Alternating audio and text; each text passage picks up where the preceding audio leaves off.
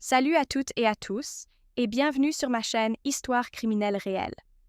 Aujourd'hui, je vais vous plonger dans un drame familial bouleversant qui a secoué la banlieue tranquille de Vancouver en 2017. Les rues bordées de hauts pins et les jardins entretenus avec soin faisaient autrefois de ce quartier un véritable havre de paix. Pourtant, derrière les volets fermés d'une maison en apparence ordinaire, une tragédie se tramait. Au centre de ce récit se trouve James Collins, un père de famille qui semblait dévoué aux siens, sa fille Emily, une jeune femme brillante et enthousiaste, et Olivia, l'épouse de James qui travaillait loin de chez elle au moment des faits. Ce qui aurait pu n'être qu'un accident domestique masquait en réalité une sombre vérité. Un père prêt à commettre l'irréparable pour dissimuler un lourd secret issu de son passé. Je vous invite à mettre un j'aime à cette vidéo et à vous abonner à la chaîne pour continuer à découvrir des enquêtes criminelles passionnantes et authentiques.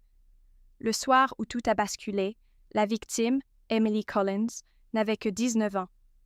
Elle était de stature menue, avec de longs cheveux blonds et un sourire radieux qui illuminait instantanément toute pièce où elle entrait. Sa vie semblait exemplaire. Étudiante en journalisme à l'université, elle était très appréciée de ses professeurs et de ses camarades de cours pour sa curiosité intellectuelle et sa volonté de s'impliquer dans des projets d'enquête. À la maison, elle s'efforçait d'entretenir une atmosphère d'harmonie, même si elle se heurtait parfois au caractère autoritaire de son père. James Collins, quadragénaire imposant à la carrure athlétique et au regard perçant, était réputé dans le voisinage pour son sens de la solidarité et de l'engagement communautaire.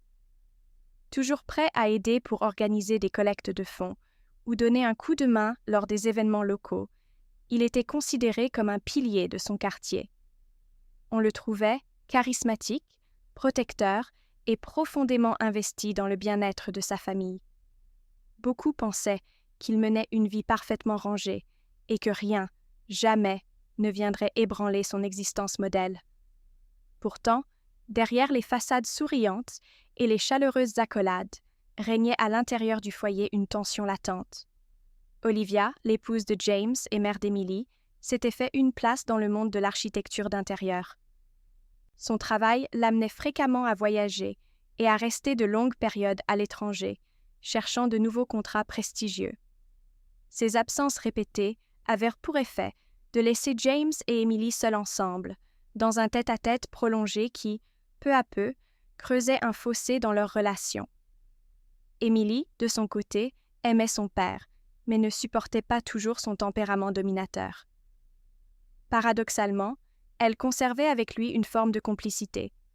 Parfois, ils partageaient des moments autour de leur passion commune pour la lecture, car ils aimaient tous deux les biographies historiques et les récits d'enquête. Ce lien, si fort en apparence, dissimulait pourtant une faille profonde qu'elle n'avait pas encore osé sonder. Quelques semaines avant le drame, Emily s'était lancée dans un projet universitaire ambitieux, une recherche sur l'histoire de sa propre famille. Elle devait réaliser une longue dissertation décrivant les antécédents de plusieurs générations, en tenant compte des origines, des documents officiels et des témoignages oraux. À mesure qu'elle fouillait dans des archives en ligne et qu'elle explorait les cartons poussiéreux du grenier familial, Emily s'était mise à remarquer d'étranges incohérences. Des dates ne concordaient pas, des lieux semblaient avoir été modifiés dans certains documents, et surtout, des traces de l'identité de son père, censée être limpide, laissaient planer un mystère. Intriguée mais prudente, elle avait compilé chaque pièce inhabituelle dans un dossier personnel, attendant le bon moment pour en parler à James. Dans l'intervalle, Emily avait entrepris d'interroger plusieurs amis de la famille ainsi qu'une parente éloignée, espérant glaner des précisions utiles pour sa dissertation. Cependant, chacun semblait perplexe lorsqu'elle évoquait la jeunesse de James aux États-Unis. Une vague rumeur circulait quant à un événement étrange survenu des années plus tôt, mais personne ne pouvait lui donner de détails concrets. Quelques personnes lui confiaient que James n'évoquait jamais son passé américain, qu'il évitait soigneusement toute question sur ses parents ou sur ses frères et sœurs. Ce qui, pour les autres, n'était qu'une curiosité sans gravité, devenait pour Emily une sérieuse raison de s'interroger. Elle sentait confusément que ce silence répondait à un besoin de cacher quelque chose. Peu avant le crime, un soir où elle cherchait dans de vieux classeurs installés dans la bibliothèque du salon, Emily avait découvert une petite enveloppe jaunie. À l'intérieur se trouvaient des lettres aux mots soigneusement cachés par des ratures, quelques extraits de journaux évoquant une importante affaire d'escroquerie financière, ainsi que plusieurs photocopies de passeports. Le nom inscrit sur l'un des passeports était différent de celui du père d'Emily. Intriguée, elle commença à rassembler ces fragments et réalisa qu'il s'agissait, en réalité, de pièces prouvant que James Collins s'était autrefois fait appeler Jack Carter. Sur un fragment d'article de presse, elle reconnut un portrait robot aux traits familiers, associé à la mention « Suspect recherché pour vol et fraude à grande échelle ». Cette révélation la terrifia autant qu'elle l'obséda. D'un coup, tous les indices se mettaient en place, suggérant que son père n'était peut-être pas l'homme qu'il prétendait être. Emily décida alors d'aborder subtilement le sujet avec James, lui signalant qu'elle avait besoin de plus d'informations pour son devoir et qu'elle avait trouvé des choses troublantes au sujet de leur arbre généalogique.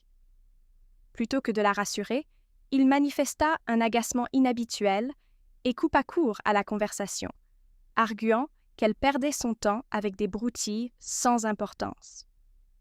Le ton qu'il employa, froid, autoritaire, presque menaçant, glaça la jeune femme.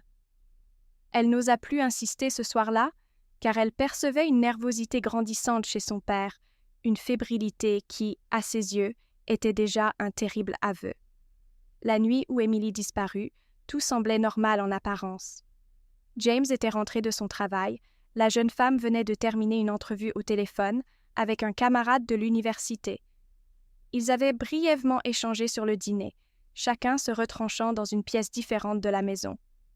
Cependant, plus tard dans la soirée, un bruit sourd retentit. Selon les voisins, un choc violent et des cris étouffés les alertèrent. Mais ils supposèrent qu'il s'agissait simplement d'une dispute banale entre père et fille, comme cela arrive dans bien des familles. Personne ne sentit le besoin d'appeler la police. Malheureusement, ce qu'ils avaient entendu était le signal tragique d'une altercation fatale. James, pris de panique à l'idée qu'Emily le dénonce, s'en était pris à sa propre fille, allant jusqu'à l'étrangler avant de tenter de maquiller la scène en accident domestique. Le lendemain matin, c'est un proche de la famille, alerté par l'absence inhabituelle d'Emily à l'université, qui alla frapper à la porte de la maison. James ouvrit, le regard hagard, affirmant que sa fille avait fait une chute dans l'escalier au milieu de la nuit. Emily gisait inanimée, étendue sur le carrelage du couloir. Les secours arrivèrent rapidement, mais leur constat fut sans appel. La jeune femme était décédée depuis plusieurs heures. Au premier coup d'œil, la scène semblait cohérente avec la version de James. L'état de choc apparent du père, des meubles renversés près de l'escalier, ainsi que certaines traces de sang, pouvaient suggérer que la jeune femme avait chuté et s'était blessée mortellement à la tête. Quelques éléments, toutefois, intriguèrent l'une des enquêtrices dépêchées sur place. L'agencement des marches, l'angle de la blessure principale, mais aussi l'expression étrange, presque effrayée, qui semblait figée sur le visage de la victime. À ce stade, la police ouvrit une enquête standard pour élucider les causes de la mort. Les premiers éléments glanés par les autorités donnaient crédit à la thèse de l'accident, et James se montra volontiers coopératif, quoique réservé sur certains points. L'examen initial n'ayant pas mis en évidence de marques de strangulation, l'affaire risquait de se clore rapidement sur la conclusion d'une chute mortelle. Pourtant, lorsque Olivia, la mère d'Emily, revint de son déplacement professionnel, elle refusa catégoriquement de croire à l'accident. Elle expliqua aux enquêteurs que, même si Emily pouvait être tête en l'air, elle n'avait aucune raison de déambuler tardivement dans l'escalier ou de se mettre en danger. Le soir où la tragédie avait eu lieu, Emily l'avait appelée pour discuter du travail sur l'arbre généalogique et semblait être en pleine possession de ses moyens. Ce décalage avec la version officielle la poussa à exiger un examen post-mortem plus poussé. Les enquêteurs, interpellés par son insistance et les doutes qu'elle émettait, décidèrent de prolonger les investigations.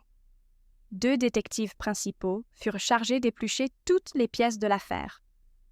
Le premier, un ancien officier au regard expérimenté, avait bâti sa réputation sur son sens de l'observation et son habileté à relier logiquement les faits. La seconde, une enquêtrice consciencieuse, était réputée pour sa persévérance et sa maîtrise de la psychologie des suspects. Elle aimait recouper inlassablement des détails apparemment insignifiants, persuadée que la vérité se trouvait souvent là où les autres ne prêtaient pas attention. Ensemble, ils passèrent au crible chaque recoin de la maison, fouillèrent méthodiquement les biens personnels d'Emily et prirent contact avec ses amis et ses professeurs. En parlant avec plusieurs camarades d'université, ils apprirent qu'Emily s'était récemment vantée d'avoir fait une découverte cruciale sur son père. Certains proches rapportèrent qu'elle semblait partagée entre l'excitation et l'inquiétude, comme si elle avait conscience d'approcher une vérité dangereuse. L'examen de ses notes et de son ordinateur confirma que la jeune femme avait effectivement entrepris des recherches approfondies sur l'identité de James Collins. À l'aide de mots-clés précis, elle avait consulté des bases de données américaines, cherchant des antécédents judiciaires en lien avec un certain Jack Carter. Cependant, la plupart des fichiers correspondant à ce nom, s'ils existaient, semblaient inaccessibles au grand public. Les enquêteurs commencèrent à flairer qu'un élément grave avait poussé Emily à la confrontation avec son père. Le temps passant, la pression s'accrut autour de James. Les doutes sur sa version de l'accident devenaient plus insistants et la détermination d'Olivia à découvrir la vérité ne faiblissait pas. Lors de l'examen complémentaire du corps d'Emily, un légiste plus méticuleux constata de légères ecchymoses au niveau du cou, presque dissimulées sous d'autres blessures. Loin de l'hypothèse d'un choc unique dû à une chute, elle suggérait qu'un étranglement avait pu se produire. Il releva également la présence d'empreintes digitales partielles sur le bras de la victime, signe potentiel d'une lutte. Ces découvertes, soumises aux détectives, changèrent radicalement la tournure de l'enquête. On cessa de parler d'un malheureux accident pour s'intéresser à un possible homicide. En parallèle, la police s'attacha à vérifier l'identité de James Collins. Lorsqu'elle tenta de remonter le fil de ses antécédents, elle se heurta à des traces floues et contradictoires. Certains documents laissaient penser qu'il était né et avait grandi dans une autre région du Canada, tandis que d'autres indiquaient qu'il avait passé la majeure partie de sa jeunesse aux États-Unis. Plus les enquêteurs avançaient, plus ils soupçonnaient qu'il avait délibérément brouillé les pistes. Finalement, ils découvrirent ce qu'Emily avait pressenti.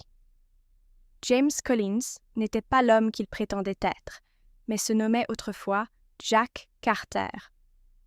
Dans le passé, un individu portant ce nom avait fait l'objet d'une enquête fédérale pour une fraude financière de grande ampleur. Puis, il avait soi-disant trouvé la mort dans un accident suspect, laissant derrière lui un dossier non résolu et de nombreuses victimes escroquées. Confronté à ces révélations, James tenta de calmer le jeu. Il expliqua aux policiers avoir fait l'objet d'une terrible méprise dans sa jeunesse, se disant victime de fausses accusations liées à un cousin éloigné et insistant sur le fait qu'il avait quitté précipitamment les États-Unis pour échapper à une vie de calomnie. Il soutenait ne pas être ce Jack Carter recherché, tout en admettant quelques similitudes troublantes. Toutefois, l'avalanche de coïncidences rendait son discours de moins en moins crédible. Il prétendit aussi ignorer le pourquoi des ecchymoses sur le cou de sa fille, suggérant qu'elle s'était peut-être débattue pendant sa chute ou qu'il lui avait maladroitement prodigué les premiers soins. Sa version, déjà fragile, fut mise à mal par les incohérences relevées entre son récit et les constats médicaux. Les preuves vraiment décisives ne tardèrent pas à arriver. Au cours d'une perquisition plus approfondie, l'enquêtrice méticuleuse tomba sur une boîte métallique dissimulée derrière des planches desserrées dans le sous-sol. À l'intérieur, elle découvrit des papiers attestant d'un changement officiel de nom, ainsi que des fragments de correspondance dans lesquels James, sous l'identité de Jack Carter, semblait planifier l'ouverture de comptes bancaires à l'étranger. Le plus accablant demeurait des lettres de menaces adressées à d'anciens complices, prouvant que Jack Carter n'était pas seulement suspect, mais bel et bien impliqué dans un vaste scandale de fraude. Enfin, dans ces mêmes documents, on découvrit des notes manuscrites évoquant les recherches d'Emily et la crainte que la vérité éclate au grand jour. Les enquêteurs comprirent que James, acculé, avait agi dans la peur de voir son passé criminel révélé. La réaction de la communauté, lorsqu'elle apprit la tournure que prenait l'affaire, fut un mélange d'horreur et d'incompréhension. Comment un père, connu pour sa bienveillance et son engagement social, pouvait-il assassiner sa propre fille? Les voisins, autrefois si admiratifs, se mirent à douter de tout ce qu'ils croyaient savoir sur James Collins. Plusieurs se rappelèrent soudain avoir aperçu la jeune Emily pleurer dans sa voiture, stationnée devant la maison, comme si elle avait été prise d'une crise d'angoisse.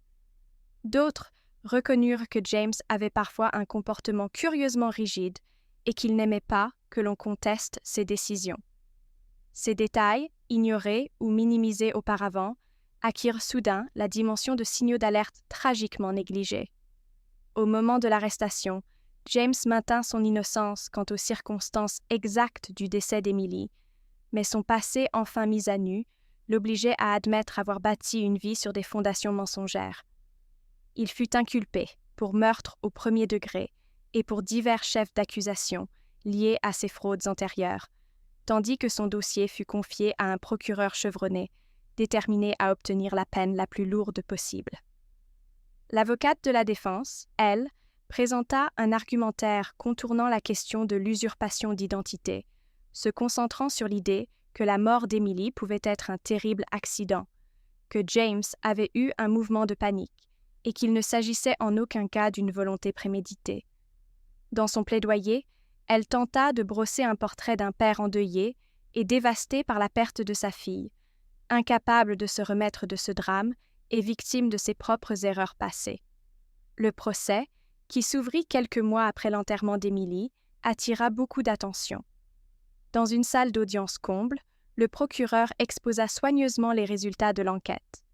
L'état du corps d'Emily, les indices révélateurs de strangulation, la mise en scène de l'accident, ainsi que les preuves matérielles retrouvées dans la boîte métallique.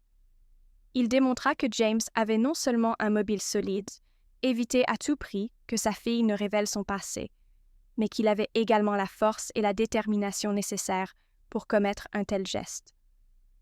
Il rappela le changement d'identité, l'historique criminel non résolu, l'escroquerie monumentale dans laquelle James s'était auparavant retrouvé impliqué, et la crainte d'être remis aux autorités américaines si la vérité s'ébruitait. Le procureur éplucha également les échanges téléphoniques et électroniques d'Emily, montrant qu'elle envisageait sérieusement de convoquer les autorités compétentes dès la fin de ses recherches et de les informer de ses découvertes. De son côté, l'avocate de la défense appuya tout son discours sur la relation nuancée entre James et Emily, soulignant que, malgré quelques tensions, ils partageaient un lien affectif. Elle évoqua les soirées passées autour de livres d'histoire, les moments de tendresse qu'ils avaient pu avoir, soutenant que James n'aurait jamais pu préméditer la mort de sa propre fille.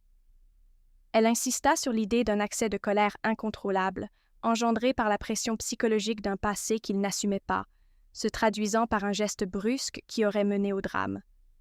Selon elle, il n'y avait aucune preuve irréfutable d'une intention planifiée, seulement des éléments circonstanciels. Elle tenta également de remettre en cause la fiabilité des témoignages tardifs de certains voisins, rappelant que l'émoi suscité par une affaire de meurtre pouvait fausser les perceptions et inciter à exagérer des faits antérieurs. Le juge se montra attentif, posant de nombreuses questions et exigeant des éclaircissements sur la chronologie exacte des événements. Des spécialistes en médecine légale vinrent témoigner, confirmant que les marques au cou d'Emily s'accordèrent davantage avec un acte de strangulation qu'avec une simple chute dans l'escalier. Ils remarquèrent aussi que la rigidité de certaines blessures évoquait la défense d'une victime, tentant d'échapper à une étreinte mortelle. Plusieurs experts en criminalistique défilèrent à la barre, dévoilant leur rapport sur la scène de crime et pointant du doigt des détails incongrus. des traces de pas nettoyés près de l'entrée, l'étrange disposition de certains meubles et la disparition inexpliquée de feuilles de papier sur lesquelles Emily avait consigné une partie de ses découvertes. Tout cela contribuait à établir la culpabilité de James. Lorsque vint l'heure de la délibération, le procès était arrivé à son point culminant. Olivia, assise sur un banc en arrière de la salle, assistait à chaque témoignage, chaque confrontation, dans un silence déchirant. Si elle avait d'abord espéré que les choses s'éclaircissent et que James puisse avoir une forme d'excuse ou d'explication rationnelle, elle réalisa peu à peu qu'elle ne pouvait plus douter de sa responsabilité. Au fond, elle avait déjà compris qu'il n'y aurait ni justification ni rédemption possible pour l'homme qu'elle avait épousé. Elle se retrouvait brisée par la perte de sa fille, et l'idée que le meurtrier n'était autre que son propre mari la hantait. Son visage exprimait à la fois la colère, la peine et une immense lassitude. Le verdict, lorsqu'il tomba, ne surprit pas grand monde. Coupable du meurtre au premier degré d'Emily Collins et coupable de fraude, faux et usage de faux, ainsi que d'entrave à la justice. La sentence, comme l'avait réclamé le procureur, fut la réclusion criminelle à perpétuité. Tandis que le juge énonçait sa décision, James ne montra qu'une émotion froide et fermée, comme s'il redoutait de s'effondrer à la moindre fissure de son masque. Dans les jours qui suivirent, la presse rapporta chaque détail du procès, soulignant la stupéfaction de la communauté de Vancouver, dont beaucoup d'habitants se sentaient trahis par celui qu'ils considéraient comme un voisin exemplaire. Les associations locales de soutien aux victimes de crimes se mobilisèrent pour offrir une aide psychologique à toute personne qui en aurait besoin, tant l'affaire avait traumatisé l'opinion publique. Cette tragédie laissa des répercussions durables. Olivia, complètement anéantie, s'efforça de reprendre le cours de sa vie et de son travail, mais dut entamer une psychothérapie intensive. Elle vendit la maison familiale, incapable de rester dans un lieu qui lui rappelait chaque jour l'horreur et le mensonge. Ceux qui l'ont croisée depuis affirment qu'elle s'est murée dans le silence et la distance, préférant se consacrer à des missions humanitaires à l'étranger. Les amis d'Emily, tout comme ses anciens professeurs, mirent en place une bourse d'études pour perpétuer son souvenir et son amour du journalisme. Pour eux, Emily reste cette jeune femme passionnée qui ne reculait devant aucune investigation, et il est tragique qu'elle ait payé de sa vie une curiosité pourtant légitime. L'affaire Collins fit couler beaucoup d'encre et devint un exemple poignant de la manière dont une apparence irréprochable peut masquer les pires travers. Cet homme, considéré comme un modèle, avait durant des années trompé son entourage, surfant sur l'admiration que suscitait sa générosité, alors qu'il fuyait la justice américaine pour d'autres crimes. Il avait cru pouvoir dissimuler son secret pour toujours, mais le zèle d'une fille désireuse de bien faire son devoir universitaire fut le fil qui fit se déchirer la toile, patiemment tissée. Aujourd'hui, son nom demeure associé à l'une des affaires les plus choquantes de la région, rappelant aux habitants de Vancouver que la vérité finit toujours par émerger, parfois au prix du pire des sacrifices. Pour ma part, je ressens encore la tristesse de ce dénouement funeste. En tant que femme, je ne peux m'imaginer la douleur d'Olivia, ni celle de voir un foyer réduit à néant en une seule nuit. Je sais toutefois que partager ces histoires est nécessaire, afin de comprendre que la réalité peut être bien plus sombre que tout ce que l'on imagine. Je vous remercie d'avoir regardé cet épisode jusqu'au bout. J'espère que mon récit vous aura permis d'en apprendre davantage sur les coulisses de l'enquête, la complexité d'un procès et la ténacité avec laquelle la justice cherche à établir la vérité. Je vous remercie de votre soutien, et si vous souhaitez poursuivre votre immersion dans le monde des affaires criminelles réelles, je vous propose d'explorer d'autres récits que j'ai présentés. Je suis persuadée que vous y trouverez des éléments tout aussi passionnants, parfois effrayants, mais toujours instructifs sur la nature humaine et l'obsession de la vérité. Je vous dis à très bientôt pour une nouvelle histoire. Prenez soin de vous et n'oubliez pas qu'il suffit parfois d'un détail pour faire basculer toute une vie.